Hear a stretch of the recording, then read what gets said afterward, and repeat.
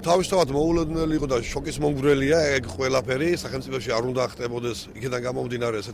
ესეთი პრეცედენტები, იმიტომ რომ კანონი ყველაზე უზენაესია და ყველაზე მაღლა დგას, ამიტომ ეს ძალიან ცუდია, რომ ესეთი ფაქტი დაფიქსირდა საჯარო მოხელის მიერ, ნახოთ, იქნებ ძიება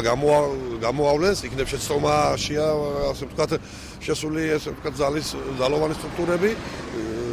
იმედი მაქვს, რომ ეგ ფაქტები არ დადასტურდება. საქართველოს ფინანსთა სამინისტროს საგამოძიებო სამსახურის თანამშრომლებმა 2014 წლის 21 იანვარს სამსახურებრივი სიყალბისა და სამსახურებრივი უფლებამოსილების გამოყენებით დიდი ოდენობით სახელმწიფო საკუთრებაში არსებული მიწის ნაკვეთების თაღლითური გზით დაუფლების ფაქტზე ხელვაჩაურის მუნიციპალიტეტის გამგეობის ტერიტორიული ორგანოს სოფლების სალიბაურისა და კაპრეშუმის რწმუნებულები ლევან ცეცხლაძე და დავით თურმანიძე დააკავეს. გამოძიებით დადგინდა, რომ დაკავებულებმა სახელმწიფო საკუთრებაში არსებული 10500 კვადრატული მეტრი ფართობის მიწის ნაკვეთების ფიზიკურ პირებზე უკანონოდ რეგისტრაციისთვის გაცეს ყალბი ოფიციალური დოკუმენტები. მიმდინარეობს გამოძიება საქართველოს სისხლის სამართლის კოდექსის 351 მუხლის და 180 მუხლის მეორე და მესამე ნაწილით, რაც ითვალისწინებს თავისუფლების აღკვეთას 6-დან 9 წლამდე ვადით.